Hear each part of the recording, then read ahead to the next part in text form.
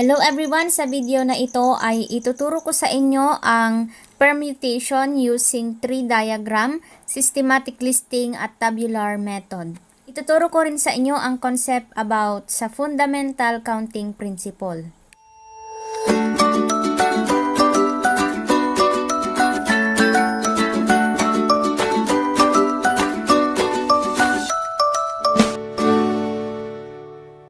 Hello everyone! Welcome back to my YouTube channel. Kung bago ka pa lang sa channel ko, gumagawa ako ng mga Tagalog tutorial videos mula grade 7 hanggang grade 11. Kung interesado ka, please like, subscribe, at i-click mo na rin ang notification bell para ma-notify ka kapag may bago akong upload na video. Just keep on watching!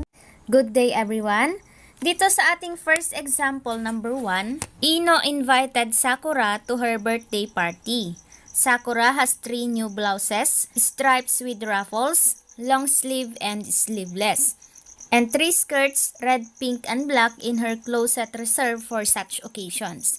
Assuming that any skirt can be paired with any blouse, in how many ways can Sakura select her outfit? So, si Ino, inimbitahan niya si Sakura sa kanyang birthday party. Ang tinatanong dito ay ilan daw ang pagpipilian ni Sakura sa kanyang closet. Okay, so gagamitin natin dito yung tree diagram.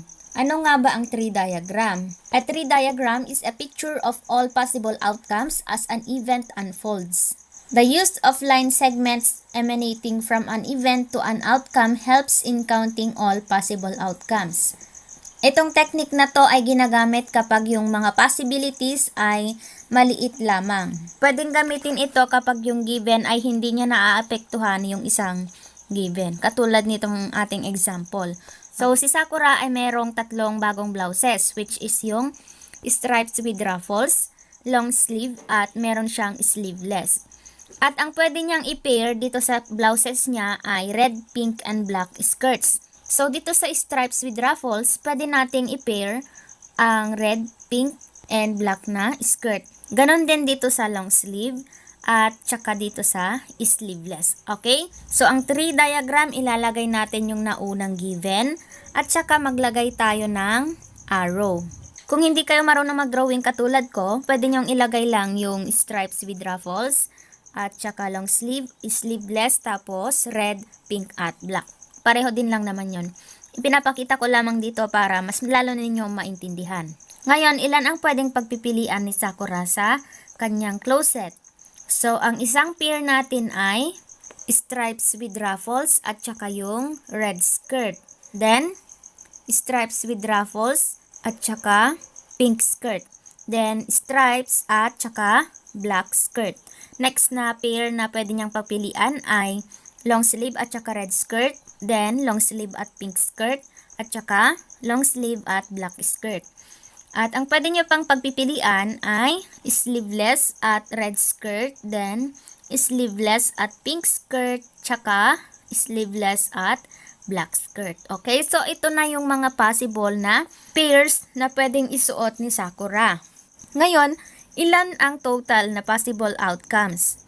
So meron tayong 1, 2, 3, 4, 5, 6, 7, 8, 9. So there are 9 pairs of blouses and skirts. So, ganun ang paggamit ng tree diagram. Ngayon, meron pang isang method para makuha natin yung pares ng outfit ni Sakura, which is yung systematic listing. Okay? So, gagamitin natin itong tree diagram na ito. Ang systematic listing naman, this counting technique involves coming up with an actual list of all possible outcomes. So, ibig sabihin, ililista natin lahat ng possible outcomes. So, kanina, ganito, tree diagram. Ngayon naman, systematic listing. Isusulat lang natin yung mga pairs na pwedeng pagpilian ni Sakura. So, that is stripes with ruffles and red skirt. Next, stripes with ruffles and pink skirt. Next is stripes with ruffles and black skirt. Ang susunod naman ay long sleeve and red skirt, then long sleeve and pink skirt, then long sleeve and black skirt. Then ang next ay sleeveless at red skirt, Then, sleeveless at pink skirt, tsaka sleeveless and black skirt. Okay, so ganito lang kadali yung systematic listing. Ililista mo lang lahat ng possible na outcomes doon sa problem. At ang pangatlong method naman na gagamitin natin ay yung tinatawag na tabular method. So, dito sa tabular method, gagamit tayo ng table, syempre. A grid table is also called a product table. For example, same problem pa rin dito kay Ino at Sakura. So kung mapapansin ninyo dito sa table, 'di ba, mayroon tayong rows at meron tayong columns. Dito sa first row, pwede nating ilagay yung pagpipilian niya na skirt na red, pink at black skirt. Or pwede namang ilagay nyo din dito yung blouses. Pero ang gagamitin natin ay skirt dito. Then dito naman sa column na to, ilalagay natin yung mga blouses ni Sakura na stripes, long sleeve at sleeveless. So itong tabular method para din lang siyang multiplication table na parang magmumultiply ka din. Example, stripes times red. Ang product niya is stripes and red. So long sleeve and red. So long sleeve and red. Tapos sleeveless and red. Next dito naman, may pink dito sa column na to. At dito naman ay stripes. So stripes at saka pink. Then, long sleeve at saka pink. Then, sleeveless at saka pink. Then, ang next naman ay yung black dito sa column 4. So, ano ang magiging product dito sa stripes at saka black? Syempre, stripes and black. Then, dito naman, sleeve and black ilalagay natin dito. Then, sleeveless and black ilalagay naman natin dito. Itong mga maliliit na box dito sa loob ng table, ito yung tinatawag na cell. Ulitin natin, ang pwede natin gamiting method ay by tree diagram, by systematic listing, at by tabular method. Ito ay kung konti lang yung given. Papaano kapag thousands and millions na ang given? Although pwede nating ilista, pero masyado nang mahaba ang kanyang solution. So, ang gagamitin na natin kapag marami na ang given or malaki na yung hinahanap, ang gagamitin na nating method ay by fundamental counting principle. Ano nga ba itong fundamental counting principle? The fundamental counting principle states that there are P ways to do one thing and Q ways to do another thing. Then, there are P times Q ways to do both things. Para mas lalo ninyong maintindihan, kunin muna natin yung example natin kanina. 'Di ba, ang possible outcome na pwedeng pagpilian ni Sakura ay 9 pairs of blouse and skirt. I-check natin kung tama by using the fundamental counting principle. So, dito sa fundamental counting principle naman, meron tayong tinatawag na event 1. Ano yung event 1 dito sa tingin ninyo? Yun ay yung 3 new blouses. Then next, ano naman yung event 2 or yung pangalawang given? That is 3 skirts. By using fundamental counting principle, kukunin lang natin yung product ng event 1 at event 2 kasi P times Q ways. So 3 times 3 equals 9. Okay? Ganun lang naman pala kadali yung pagkuha ng ilang pares yung susuotin ni Sakura. 'Di ba? Pero dito kasi sa fundamental counting principle, makikita mo lang kung ilan yung pagpipilian ni Sakura. Hindi mo makikita kung ano yung pinagpilian niya. Katulad dito sa tabular method, systematic listing, or dito sa tree diagram. Okay? So, yun lang naman ang kanyang disadvantage. Pero, useful itong fundamental counting principle kapag marami na yung given. Para mas lalo ninyong maintindihan, let us have another example. Number 2. How many ways are there to order the letters C, A, K, E, S? Ilang letters yung C, A, K, E, S? Diba 5? So, maglagay muna tayo ng blank dito. Ilan ang pwede nating ma-form dito sa letters na to? Unahin natin dito sa first slot.